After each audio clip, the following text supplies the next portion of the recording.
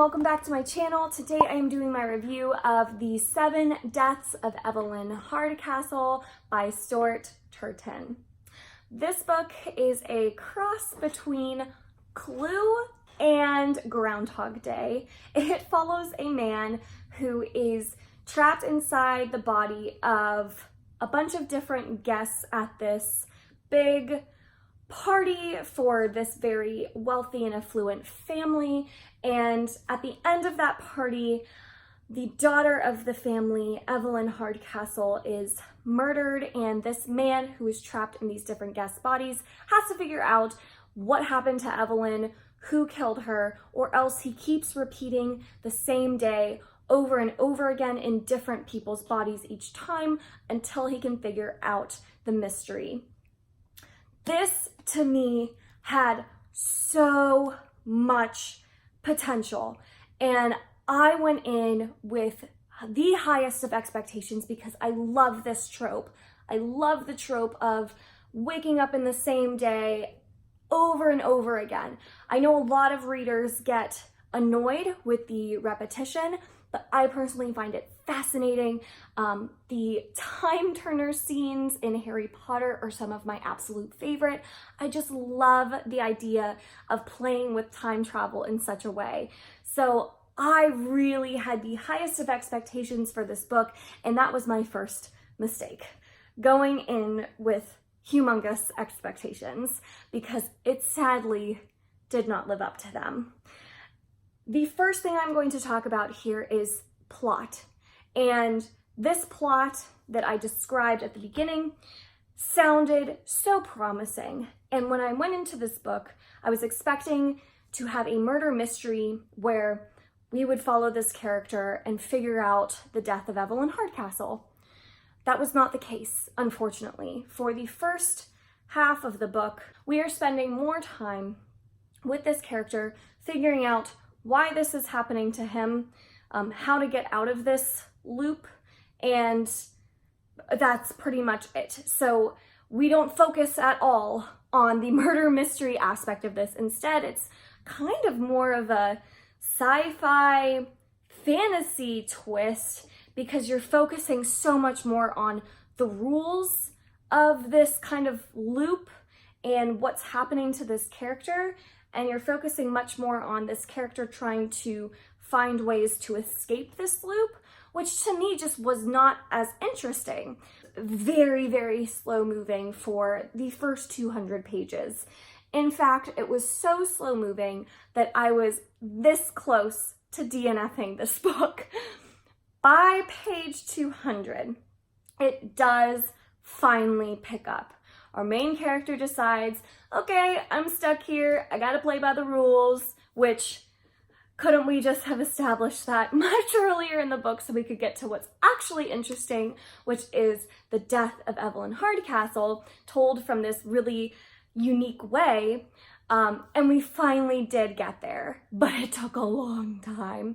So when we did get to the part of the character trying to figure out what happened to Evelyn, it picked up quite a bit. It became a lot more interesting, and it definitely pulled me through to the end of the book. That being said, this is a book where you have to be paying very close attention. It's not a book where you can just kind of be reading and have stuff on in the background and be doing things that might distract you.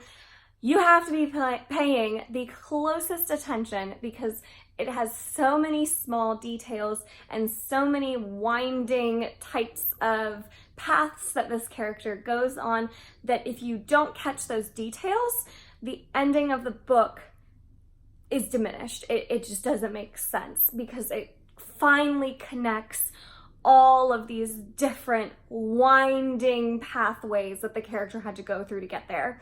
And again, because I was bored throughout a lot of this book, I didn't pay as close of attention as I probably should have, and therefore the ending was not quite as impactful for me. So if you do not like books where you have to keep tabs on every little detail that is revealed to you and you have to pay the closest attention to every word. You can't skim, you can't speed read at all. This may not be the book for you because it is incredibly confusing if you don't catch every one of those details. The other thing I wanted to talk about was characters, and in terms of character, it's tricky because our main character, as he's going through this loop and is put into these different bodies, he loses more and more of himself. So therefore, we don't have a great grasp on who our main character is because he kind of adapts to each of the different bodies and kind of like has some of their personality traits instilled in him rather than kind of breaking through those bodies and being himself. So I personally didn't find the main character very compelling just because I didn't know who he was. A lot of times he takes actions that he says, oh my God, I would never have done that. It's just the body that I'm in. I'm like, okay, but what would you have done then? So I didn't have a good understanding of who our character was.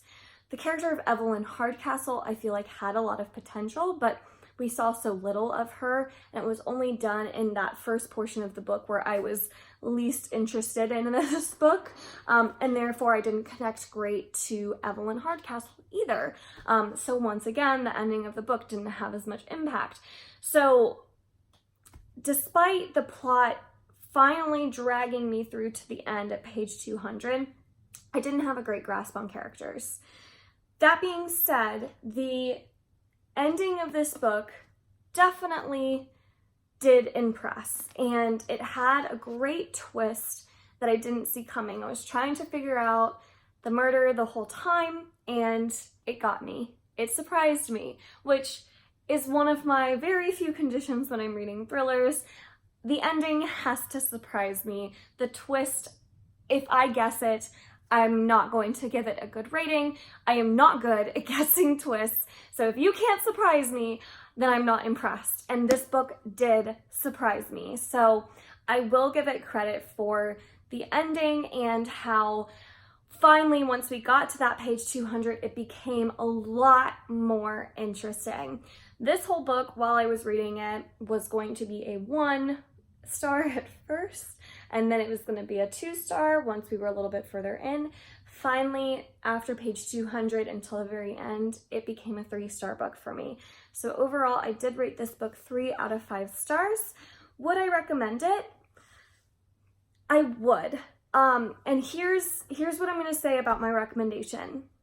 If you go into this book knowing that you are not spending the entirety of the book like the plot suggests of trying to discover what happened to Evelyn Hardcastle, if you know going into this book that you're actually spending a lot of time going over the rules of this loop of time that he's in, if you go in with the expectation that this isn't just a thriller book, this does have slight sci-fi elements to it, I think you'd enjoy it much more. My expectations were incredibly high for this book, so of course I was disappointed when I went in and found that it didn't resemble what I thought it would.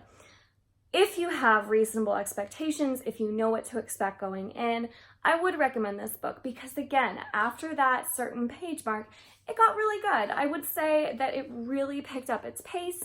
It had great twists. So yes, I would recommend it. Just temper your expectations. That is my review of The 7 Deaths of Evelyn Hardcastle. I would love to know what you all thought of it if you've read it before. Did you enjoy it? Did you put it down after a certain number of pages because of similar sentiments that I expressed? I would love to know what you thought, so leave your comments down below. If you enjoyed this video, make sure to give it a thumbs up and subscribe. I release new videos every Monday, Wednesday, and Friday, and some of my reviews on additional days. Thank you guys so much for watching, and until next time, bye!